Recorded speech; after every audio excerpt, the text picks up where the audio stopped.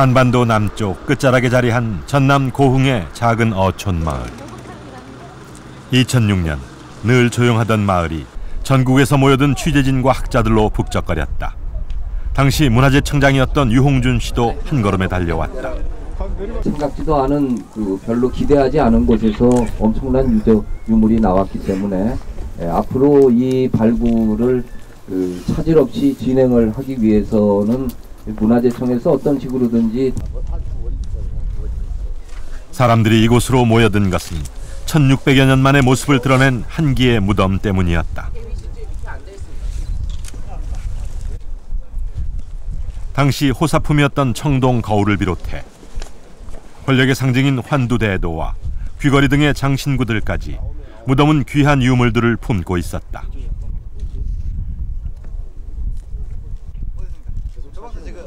그 중에서도 가장 많은 카메라 세례를 받은 건 금동 신발과 나란히 묻혀있던 금동관이었다.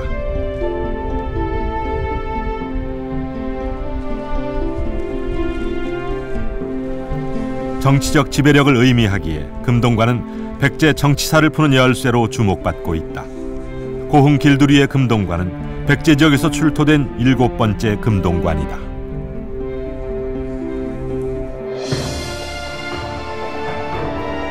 (1600여 년) 장구한 세월의 침묵을 깨고 하나둘 모습을 드러낸 백제 금동관들. 7개 금동관이 세상 밖으로 나오면서 비로소 기록에도 남아있지 않은 백제 지방 통치사의 비밀이 풀리고 있다.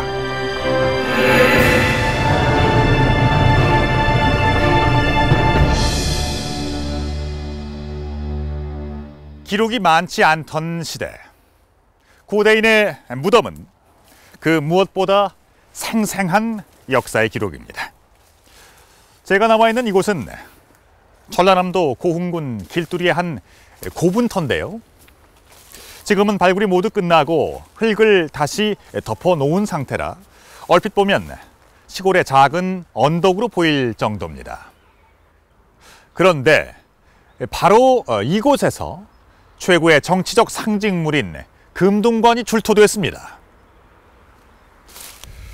지금까지 발굴된 백제 금동관은 이곳 고흥 길두리의 것을 포함해서 모두 7점인데요.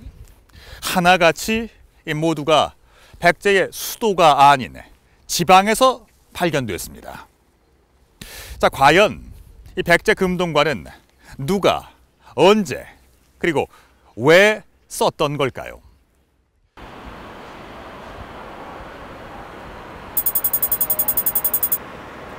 지난 2월 전남대학교 박물관에서는 특별한 전시회가 열렸다. 고흥 길두리 무덤에서 출토된 유물들이 처음으로 일반인에게 선보여지는 자리다. 무려 5년여간의 오랜 복원 과정을 거쳐 제 모습을 찾은 유물들. 100여 점이 넘게 출토된 화살촉과 함께 일본풍의 갑옷과 투구도 온전한 모습이다. 앞에 장식 같은 경우는 지금 복원을 했는데 좀 흔적만 남아 있어가지고 일부만 좀. 가장 까다로운 복원 작업을 거쳐 세상 밖으로 나온 건 금동관이다. 발견 당시 고고학자들의 관심을 집중시켰던 주인공이다. 정신이 번쩍 들죠. 사실 그런 유물들은 고고학자가 평생 한번 접하기도 어려운 그런 유물이기 때문에. 외진 마을이지만 비교적 큰 규모의 무덤이었다. 석실 천장엔 거대한 판석이 3개나 올려져 있었다. 그러나 안타깝게도 천정석이 들려 있었다. 도굴의 흔적이었다. 발굴팀은 무덤의 구조라도 파악해봐야겠다는 생각으로 발굴을 시작했다. 그런데 천정석을 열어보니 예상과 달리 무덤 바닥이 드러나 있지 않았다.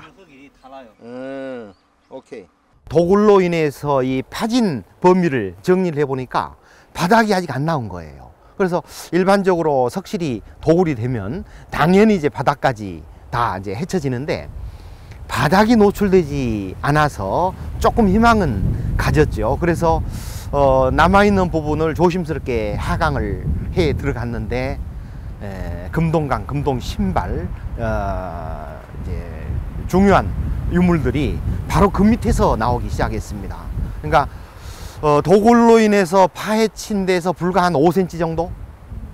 그러니까 조금만 더 파 들어갔다면은 뭐 아마 그것들은 도굴되기 전에 아마 그 삽자루 끝에 다 깨져버리고 말았을 거예요.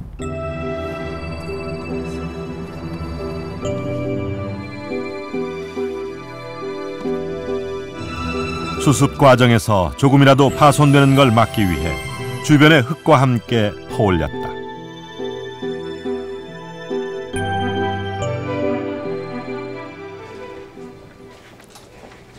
보존팀은 우선 금동관의 형태라도 확인하기 위해 엑스레이 촬영을 했다.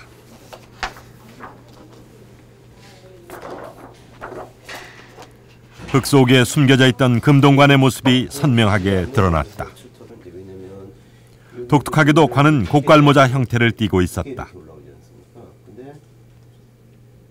그러나 장구한 세월의 무게를 금동관도 비껴가지는 못했다. 보시다시피 상태가 굉장히 안 좋고 찌그러지고 뭐 이렇게 변형된 상태라서 이제 그것을 흙을 제거하고 이제 하나하나 해체한 다음에 이제 그것의 원래 형태대로 다시 복원을 해서 완료를 하였습니다. 원형을 되살리기 위한 작업이 조심스럽게 진행됐다. 다행히 금동관의 기본 형태가 살아있는 데다 주변에서 수습한 파편들이 많아 복원 작업은 처음부터 기대를 모았다. 드디어 5년 만에 금동관은 제 모습을 찾았다. 고깔모자 형태의 관에 여러 장식이 덧대어져 있는데 특히 정수리 부분에 달려있는 장식이 눈길을 끌었다. 꽃갈처럼 생겼고 좌우 전후에 세움 장식이 들어가는 점, 그리고 금동관모의 정수리 부분에 꽃 봉우리 같은 형태의 장식이 있습니다. 그걸 수발형 장식 이렇게 부르는데 그런 것도 백제 금동관만의 특징이거든요. 그것은 백제에서만 볼 수 있는 독특한 형태의 금동관이었다.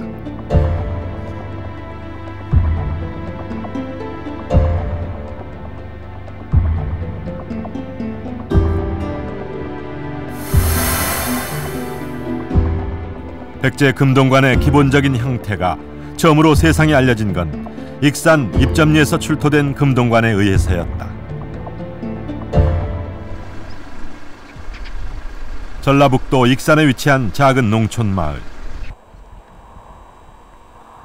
마을 뒷산에 수십여 개의 백제시대 고분들이 조성돼 있었다. 그중 가장 좋은 곳에 위치한 무덤에서 한 개의 금동관이 나왔다. 1986년 당시 발굴을 맡았던 윤근일 씨가 발굴 현장을 다시 찾았다. 예, 여기가 그 금동관도 나오고 사실은 굉장히 중요한 그 토기들도 나오고 그랬어요. 벌써 25년이 지난 일이지만 지금도 그때의 기억이 생생하다. 저기에 이제 그 나무가 있었어요. 밤나무가. 그 밤나무 옆에 이제 칡이 있어서 칡뿌리를 찾아서 들어가다가 보니까 석실 있는 영도 부위하고 석실 그 사이에 돌이 떨어져 가지고 그 안을 들여다 보니까 그 안에 많은 토기들하고 이런 것들이 있었다는 이제 그 학생의 이야기죠.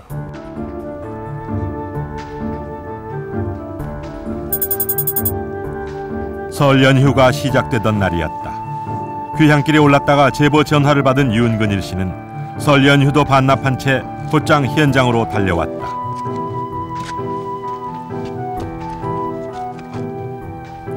자동차 배터리로 불을 밝혀야 할 정도로 열악한 환경이었다.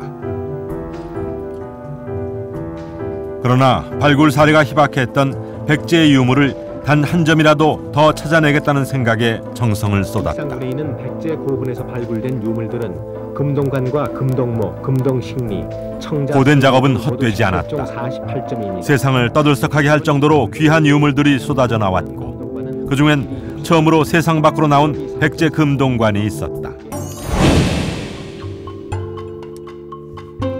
금동관에 덧대어졌을 것으로 보이는 파편들도 꼼꼼히 수습했는데 장식판에 새겨진 봉황문은 정치적 권력가의 것임을 짐작케 했다. 입점리 금동관의 발견은 백제사에 큰 획을 긋는 사건이었다. 백제에도 금속재 관문화가 있었으며 그 형태가 지금껏 한반도의 다른 고대 국가에서는 볼 수 없었던 아주 독특한 형태라는 사실이 밝혀진 것이다.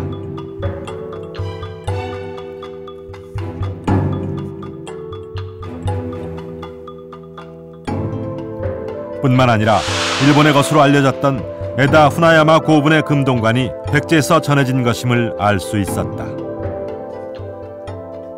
뭐 거의 뭐 놀랬죠. 너무나 똑같기 때문에 뒤에 그 뒷꽂이 장식이라든지 막 이러한 것들은 처음에 안 나왔으면 우리는 그러한 것이 이 백제 쪽에는 없는 줄 알았죠. 그 사람들이 그 금동관을 가지고 굉장히 그 좀 뽐내는 막 그런 거지만은 그 양식이라든지 이러한 것들은 바로 익산 이 입점리에 있는 금동관의 어떤 그 전수된 그런 품이 아니겠는가 하기 때문에 더 뿌듯한 마음이 생긴 거죠. 입점리 금동관 발견 이후 또 하나의 금동관이 백제의 것으로 밝혀졌다. 일제강점기 나주 신촌리에서 대규모의 발굴 작업이 진행됐는데 9개 대형 옹관묘 중 한 개에서 금동관이 출토됐다.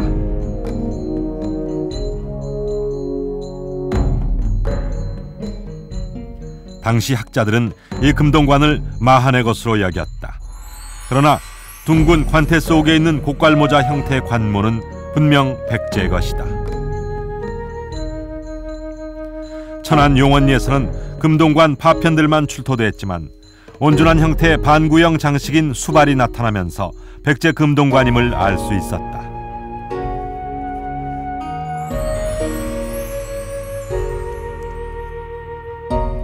이후 백제 지역에서 연이어 나온 금동관들은 모두 비슷한 형태를 하고 있다. 발견된 금동관들 중 최고의 수작으로 꼽히는 공주 수촌리 금동관. 1600년 세월에도 동판 위에 입혀진 금은 빛을 잃지 않고 있다.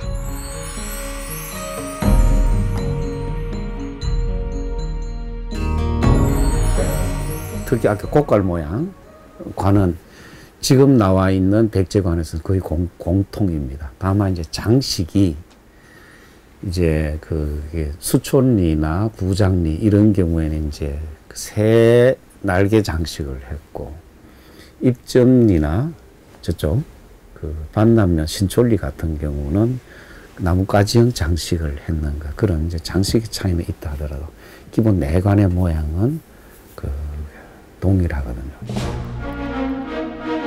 그렇다면 백제 전역에서 출토되고 있는 금동관들은 언제 누가 쓰던 것일까? 삼국사기에 남아있는 백제 관식에 대한 기록은 단 한 건뿐이다. 왕은 금화식 오라관을 썼다는 것. 오라관은 검은 비단천으로 만든 관을 말한다.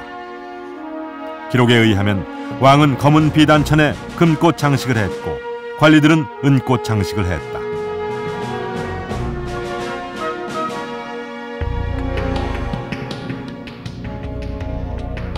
기록을 뒷받침해주는 유물들도 출토됐다.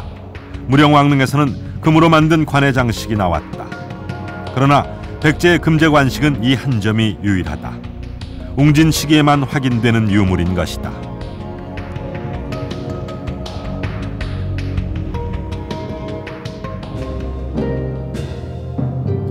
기록과 유물을 통해 백제 왕의 관을 추정해보면 이렇게 검은 비단 모자에 금으로 만든 장식을 덧붙였다.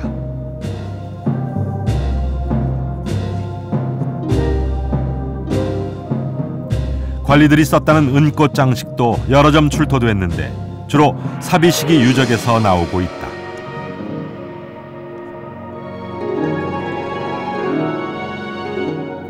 은제 관식과 함께 철제 관모태까지 나와 모자의 형태를 추정할 수 있게 해준다.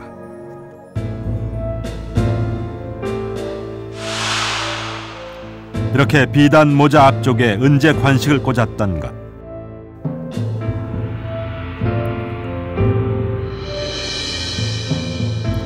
그렇다면 기록에는 전혀 등장하지 않는 백제 금동관은 언제 쓰였던 것일까?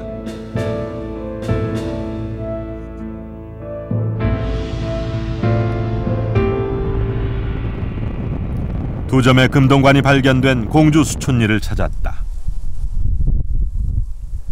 산 중턱의 양지 바른 자리에 5개의 무덤이 봉긋이 솟아있다. 한 가문의 무덤이 세대별로 조성된 것이다. 요 부분이 이 부분이죠.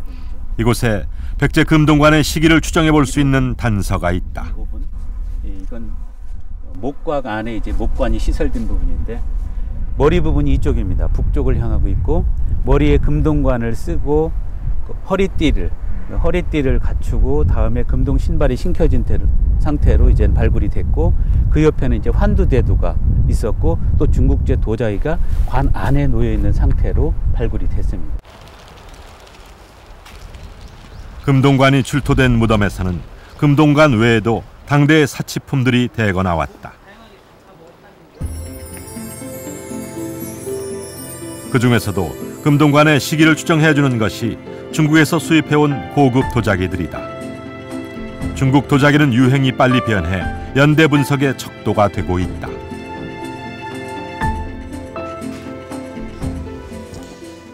이게 그 개수호라는 자기입니까? 예. 저희들이 흑갈료 개수호 또는 흑이호 개수호라고 부르고 있습니다. 중국에서는 이제 310년대부터 이제 400년대까지 그때까지 이것이 만들어진 그 기록이 있기 때문에 저희들이 이제 이 무덤은 이것이 출토된 물에 해서 한 5세기 초중까지 더 이상은 내려가지 않는 것으로 그렇게 판단을 하고 있습니다. 백제의 금동관들은 4세기 말에서 5세기대의 것으로 분석되고 있다. 금동관은 백제의 수도가 한성일 때 쓰였던 관인 것이다. 그런데 백제 금동관은 한성이 아닌 지방에서만 나오고 있다. 살아생전 백제 금동관을 쓴 사람은 어떤 사람일까? 거대한 규모의 무덤과 화려한 유물은 피장자를 추정할 수 있게 해준다. 일본식 투구와 갑옷, 그리고 금동 신발과 금동관은 그가 권력의 핵심에 있던 인물임을 말해주고 있다.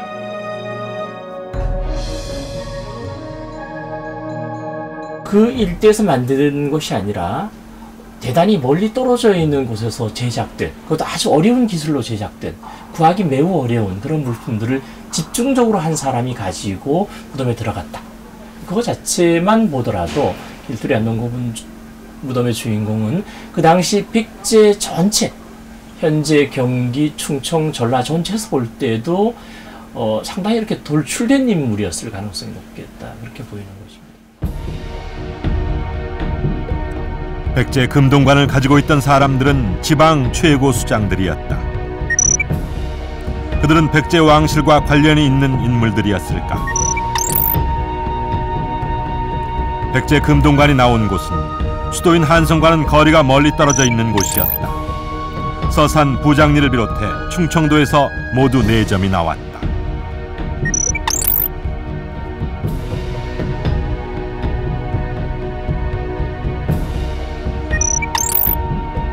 나머지 3점은 전라도 지역에서 발굴됐다.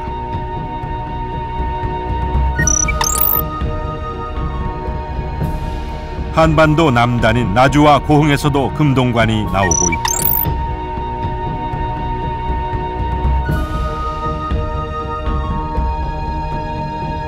금동관이 나온 지역은 백제 전역에 넓게 퍼져 있었다. 발굴 지점이 멀리 떨어져 있는데도 금동관들은 놀라우리만치 서로 비슷한 모양을 하고 있다. 그 개인의 정치적, 사회적 지위를 보여주는 그 위세품이죠. 위세품인데 지금 이제 천안에서부터 해가지고 저기 나주 반남면, 그 다음에 고흥, 금, 길두리까지 이렇게 쭉 나왔는데, 그럼 이 그 금동관을 착용한 사람이 그 어떤 존재이냐? 이 백제와 전혀 상관이 없는 완전한 독립적인 존재는 아닙니다. 금동관을 쓴 사람과 백제 왕실의 관계는 공주 수천리 무덤에서도 확인할 수 있다. 금동관과 귀걸이가 묻혀있는 위치로 보아 피장자는 금동관을 쓴 채 묻힌 듯하다. 무덤 안엔 당시 최고의 사치품이었던 중국제 도자기 사이호도 보인다. 귀가 4개 달려 사이호라는 이름이 붙은 도자기는 입점리 무덤에서도 나왔다. 지방에 있던 금동관의 주인공들은 어떻게 중국 도자기를 갖게 됐을까? 지금 우리나라에도 말이죠. 삼국시대 백제 유적에서도 중국 도자기가 많이 나오거든요.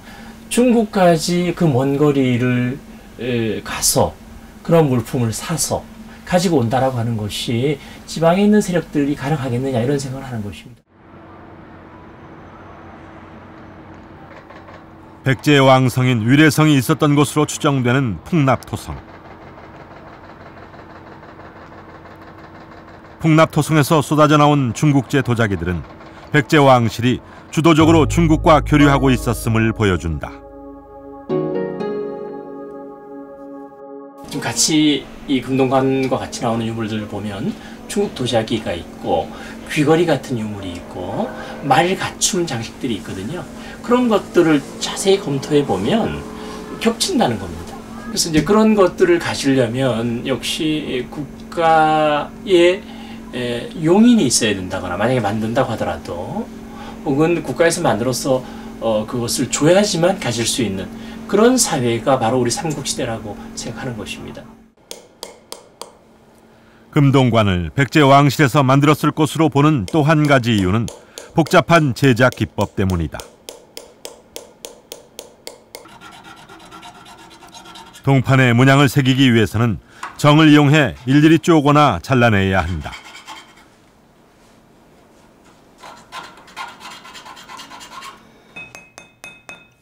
정교하고도 섬세한 솜씨를 필요로 하는 일이다.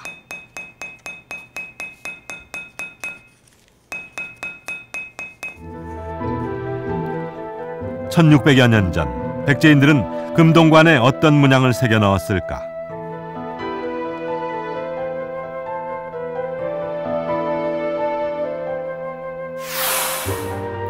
꿈틀대며 하늘로 나는 듯한 용의 모습이다. 몸에 비늘이며 눈까지 섬세하게도 그려 넣었다.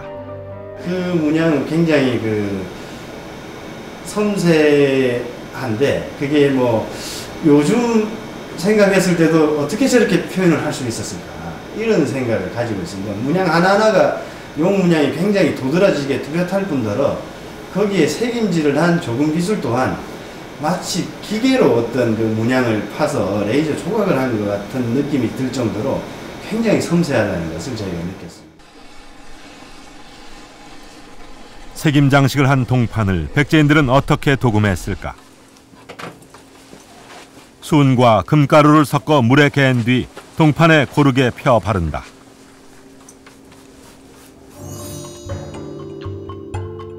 그런 다음 370도 이상의 뜨거운 열을 가하면 수는 날아가고 금만 남게 된다. 금동관이 1600여 년의 세월에도 금빛을 잃지 않게 해준 고난이도의 기술이다. 더욱이 도금에 필요한 수은과 금은 구하기가 쉽지 않은 재료들이다.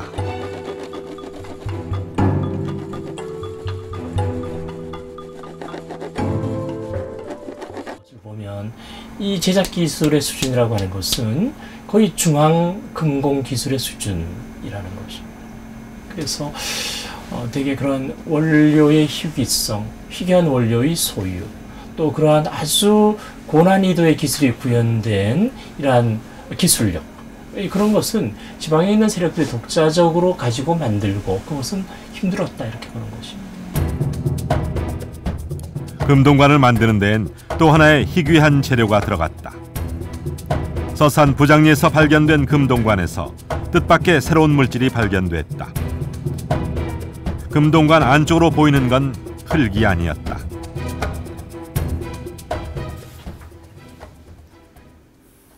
금동관 안쪽에 있던 물질을 분석해본 결과 백화수피가 발견됐다.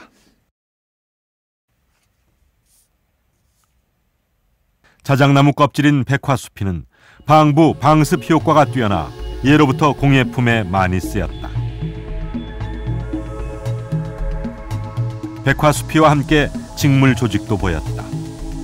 금동관 안쪽으로 천을 대고 그 안쪽으로 백화수피를 댄 것이다.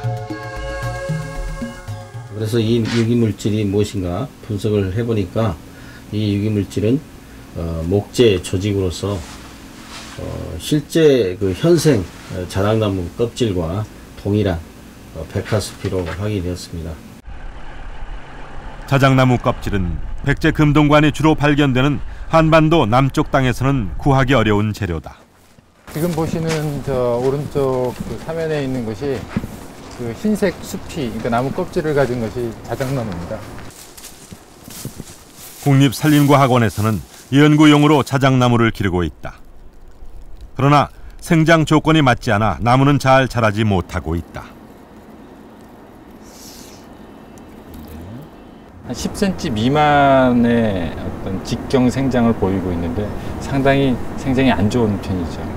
근데 자작나무 자체가 이렇게 생장 자체가 우수하거나 그런 종은 아닙니다. 여기 이렇게 식재되어 있는 것은 뭐 적지가 아니라서 그런 원인일 수도 있고요. 추운 지방인 시베리아와 백두산이 자생지인 자작나무를 한반도 남쪽 지방에서 직접 구하기는 어려웠을 것이다. 금동관은 백제 한성 시기인 4세기 말에서 5세기에 백제 왕실이 직접 제작해서 지방에 내려준 것이었다. 한성 도 후반기쯤에 백제 중앙에서 금동관물을 만들어 가지고 아마 지방에 있는 수장층들에게 사여하면서 이걸 토대로 해서 중앙과 지방의 정치적 상관관계가 형성되었다고 저는 그렇게 봅니다. 저희가 보면 중앙에서 직접 지방관을 파견한다거나 직접 장악하기보다는 지방에 있는 특정 세력을 매개로 해서 지방을 다스리는 그런 체제였었지 않나 이렇게 생각을 합니다. 백제 왕실에서는 왜 이렇게 독특한 모양의 금동관을 만들었던 걸까? 고흥 길두리 무덤의 주인공이 썼던 금동관을 직접 제작해 보기로 했다. 모자의 몸체를 이루는 금동판 2개를 금동띠로 연결해 고깔모자 형태를 만든 뒤 그 위에 장식판을 덧대었다. 금동관을 통해 표현하고자 했던 특별한 형상이 장식판을 붙이자 비로소 완성된다.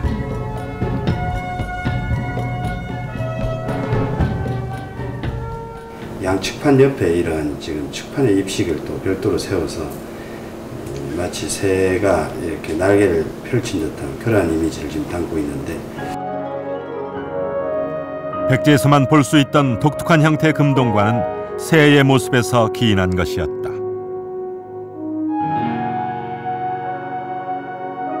날렵한 엽장식으로 새의 날개를 형상화했다.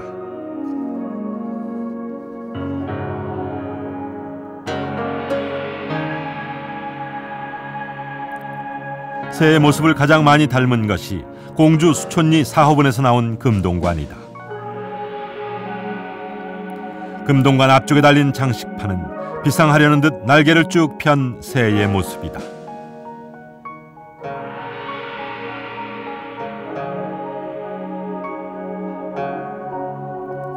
수촌리 1호분 금동관도 원형을 복원해보니 날개를 펼친 새의 모습이 나타난다.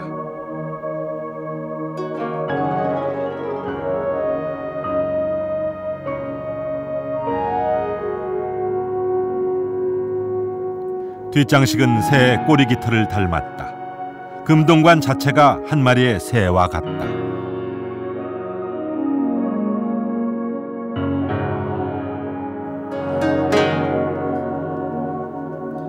부장리 금동관의 앞장식 역시 새의 형상. 다소 간략하게 표현돼 있다.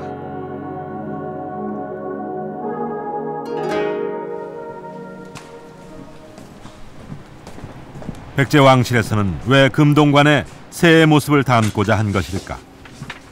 백제가 세워지기 전 한반도 서남부에 자리하고 있던 마한 지역 유물 중에 독특한 모양의 토기가 발견되고 있다. 토기가 좀 특이한데요.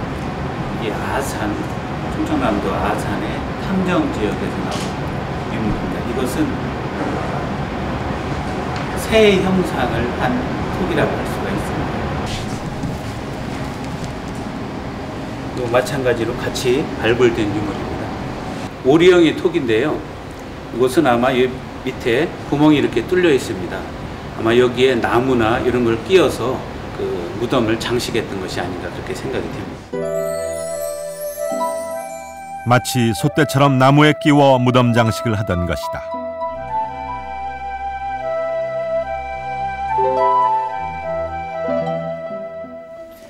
새는 우리 마한 지역에서 보면은 솥대라든지 이런 데 많이 보이고 있습니다. 이것도 청동 시대의 그런 유물에서도 많이 보이고 있고요.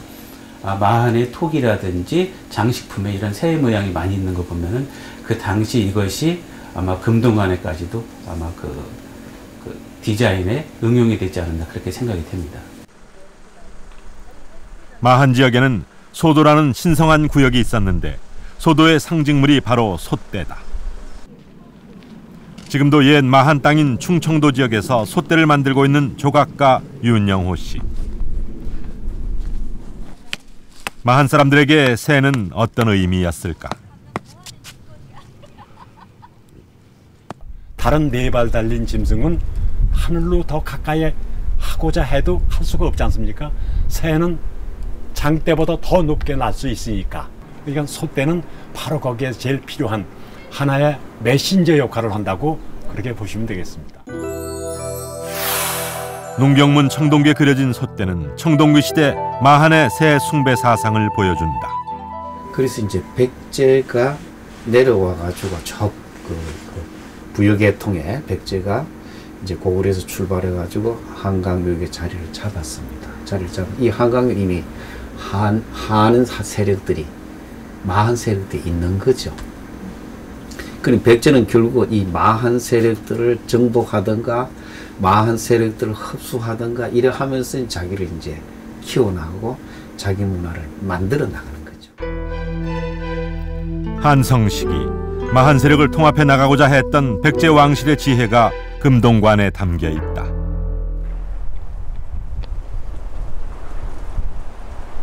그러나 고깔모자 모양의 관은 쓰기에 불편해 보인다. 과연 어떻게 썼을까? 백제 지역에서 출토되는 기와 조각에 백제 사람들이 썼던 모자 모양이 새겨져 있다. 금동관처럼 고깔모자에 날개 장식을 달고 있다. 또 다른 기와에서도 고깔모자를 쓴 사람이 새겨져 있다. 백제 사람들은 고깔모자 형태의 모자를 선호했던 것으로 보인다.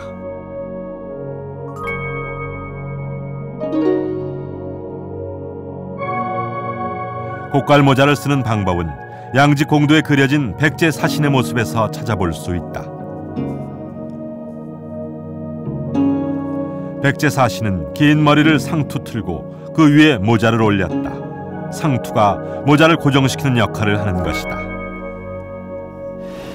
이 보존 처리 과정 중에서 이 중앙에 안쪽에서 하고 그리고 바깥쪽에서 보니까 이제 붉은색의 그 실이 이제 발견이 됐습니다. 그래서 아무래도 그러한 실을 이 중앙 부분에 연결을 해서 아래쪽으로 이렇게 턱 밑으로 내려오게끔 해서 이제 금동관을 썼던 것이 아닌가. 이렇게 금동관을 쓰고 지역민들을 다스렸을 지방의 세력가들. 그것은 백제 왕으로부터 권력을 인정받았다는 최고의 상징물이다. 지방 지배 체제가 확립되기 전인 한성 시기, 금동관은 백제 왕실과 지방을 이어준 매개체였다.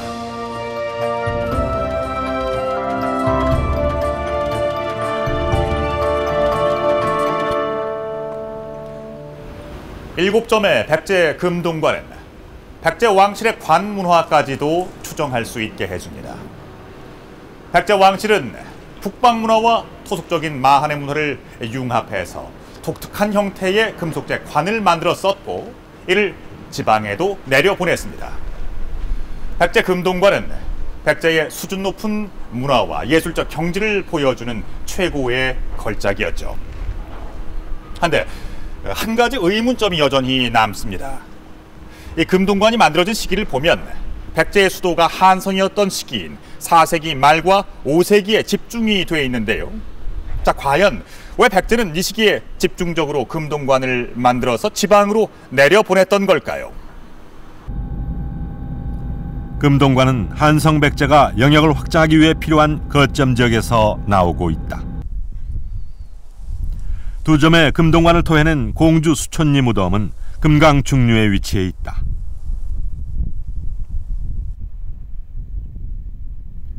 공주 수촌리를 지나 금강 하구로 내려오면 웅포 나루터를 만난다. 지금은 나루터 자리에 정자 한 채만 세워져 있지만 웅포는 오랜 세월 금강 하구 사람들에게 교통의 요지였다. 웅포 나루터에서 멀지 않은 곳에 금동관이 나온 익산 입점리에 백제 고분군이 있다. 금동관이 발견된 무덤은 큰 강과 가까운 곳에 위치해 있었다. 그러면은 여기에 어떤 그 권력자가 있었을 때에는 육로부담도 해로를 통해 가지고 교통이 왕래가 되기 때문에 이러한 그 문화 교류라든지 이러한 것들도 아마 이 해로를 통해 가지고 된 게 아니겠는가. 금동관을 지방에 내려보내던 4세기 말과 5세기 때 백제는 전쟁의 소용돌이에 휩싸여 있었다. 근초고왕 이후 영토가 넓어진 백제와 남진 정책을 펼치는 고구려 사이에 치열한 전쟁이 끊이지 않았다. 그때 이러한 거점 지역의 유세품을 사유하고 그 거점 지역에는 여러 가지 인적 물적 자원을 쉽게 얻어내고 또 그것이 또 군사력과 경제력과 연결된 것이기 때문에 특히 강은 지방으로부터 곡물과 세금을 빠르게 거둘 수 있는 수단일 뿐만 아니라 전쟁 때엔 군사와 물자를 조달할 수 있는 길이었다. 그렇다면 지방의 세력가들은 왜 백제 왕실에 협조했을까? 지방사회가 보다 더 적극적으로 중앙에 적극적으로 달려야 되는 겁니다. 왜냐하면 선진 문화를 받아들이고 백제 중앙의 권위를 인정받음으로 해서 지방에서 자기 권위를 유지할 수 있고 자기 지배력을 확보할 수 있으니까요. 금동관무가 사례될 때요. 이 즈음에. 그렇다면 백제 왕실은 왜 한성으로부터 멀리 떨어진 해안가인 고흥길두리에 금동관을 보냈을까? 금동관이 출토된 고흥길두리 무덤에 서면 남해 바닷가가 내려다 보인다. 그 바다 너머에 일본이 있다. 그래서 백제가 가야권이나 신라권과 적대적인 관계에 있을 때 부산 앞바다를 통해서 대마도로 가는 것은 쉽지 않았을 걸로 보는 것이죠. 그래서 백제 입장에서는 그런 바다를 거치지 않고 일본으로 갈 수 있는 아마 항로를 개척하고자 노력했을 것이고, 그런 점에서도 고흥반도는 대단히 중요한 지역이라고 저는 봅니다. 백제 왕실이 지방에 금동관을 보내던 시기, 백제가 고흥을 통해 외와 교류했음을 알 수 있는 흔적이 있다. 일본 큐슈 지역에 위치한 에다 후나야마 고분.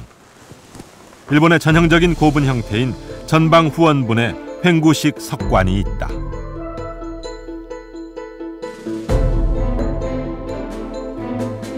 이 횡구식 석관 안에서 놀라운 유물이 나왔다.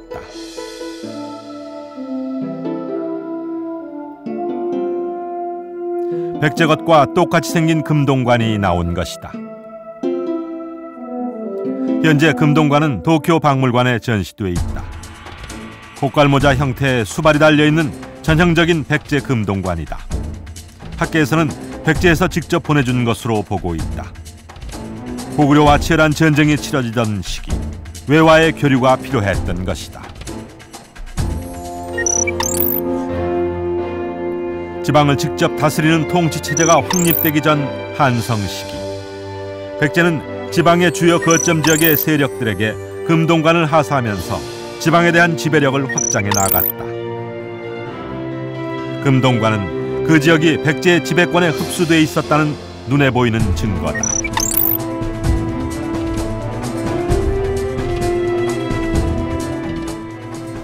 저는 금동관무에 대한 기본 속성이 백제의 지배체제의 산물이라고 보고 있고요. 그리고 백제 지배체제는 한성 후기에 백제가 나중에 혹은 보다 더 멀리 한성 후기쯤에 백제가 정치적으로 영향력하에 집어넣었던 그런 지역을 저는 그 전라남도 지역뿐만 아니라 일본 지역, 외 지역까지, 가야 지역까지 다 아울러서 백제 영향권에 들어있다고 생각합니다. 나아가서 이 백제의 영향권에 있던 지역은 금동관모가 다 나타나야 된다라고 보고 있고요. 앞으로 아마 안 나타나는 지역은 더 나타날 것이라고 보고 있고요. 1600여 년의 침묵을 깨고 나온 백제 금동관은 한성 후기 백제의 모습을 보다 생생하게 구현해주고 있다. 최고의 정치적 상징물이었던 금동관은 백제 왕실과 지방을 하나로 이어주었고, 금동관으로 인해 견고해진 통치력은 위기의 순간 백제를 지켜주는 힘의 근원이었다.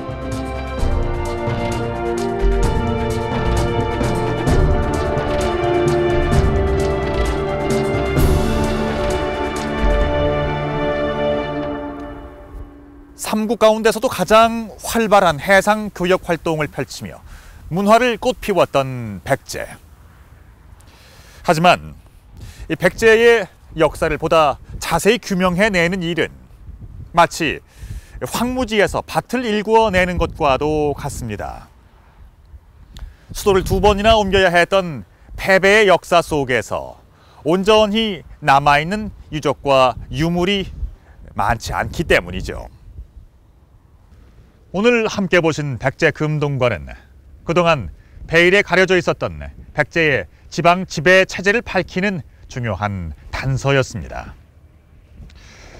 지방 세력의 힘을 결집하고 강과 바다를 통해 해외 교역망을 확보했던 백제인들. 그 중심엔 백제 금동관이 있었고, 그 안엔 백제인들의 고뇌와 지혜, 그리고 강국으로 거듭나고자 했던 꿈이 담겨 있었습니다.